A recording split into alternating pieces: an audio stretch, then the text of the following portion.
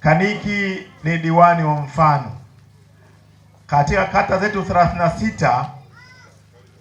Niseme Kaniki ni mmoja wa madiwani ambao wako mstari wa mbele, wanaojali shida za watu, changamoto za watu, ambao wanaishi na mazingira ya watu, ambao ni yao kubwa ni kuondoa kero na changamoto ili wananchi wa kata ya Zingiziwa wapate maendeleo. Kaniki oye!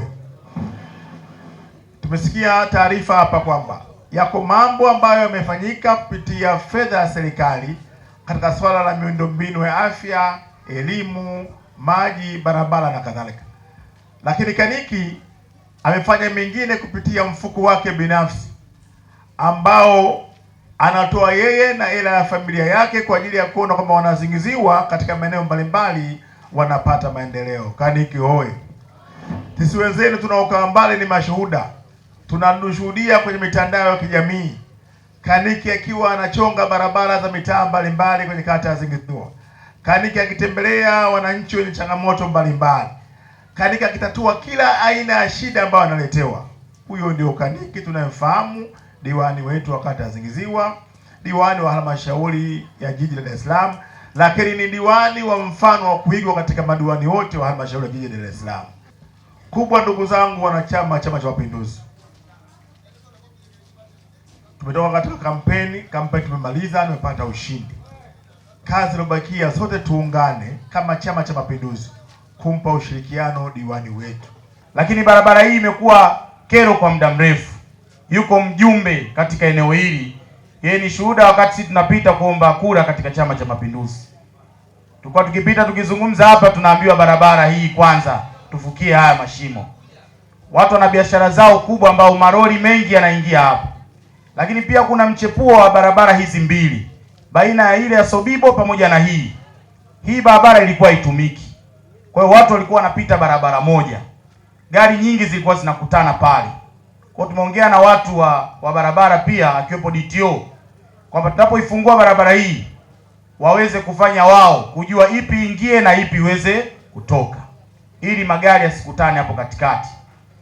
Katika zoezi hili la kuboresha barabara hii ziko biashara zinazofanyika, na juzi tulipitisha tangazo hapa. Katika siku ya Jumatano minada inakuwa inafanyika katika eneo letu ya kata Zingiziwa. Kwa hiyo nilizungumza na kukaa na wenzangu, tukaamua barabara hii ya Sobibo ambayo inaendelea mnadani ikiwepo na hii, siku ya Jumatano zinafungwa, hakutopita pikipiki wala magari, ili wafanye biashara hawa na wenyewe wafanye biashara yao vizuri. Lakini utakapokuja lazima ukute mabadiliko. Barabara hii inatakiwa ifungwe taa, na mchakato huu unaanza mwezi huu. Zinahitajika zifungwe taa za barabara hii kwenda kuunganisha kipande hichi kionekane katika mazingira tofauti. Lakini ziko barabara ambazo kama mheshimiwa diwani nikishirikiana na uongozi Chama cha Mapinduzi tumechonga barabara Somelo, Kimwani, Zingiziwa, Zogowali, Ngobedi. Tumechonga barabara nyingi na kila barabara zenye kilomita 2, 3 na zingine mpaka 4. Hiko barabara sasa hivi inafanywa zoezi la kuchongwa ambao unatoka benki kwenda Gogo.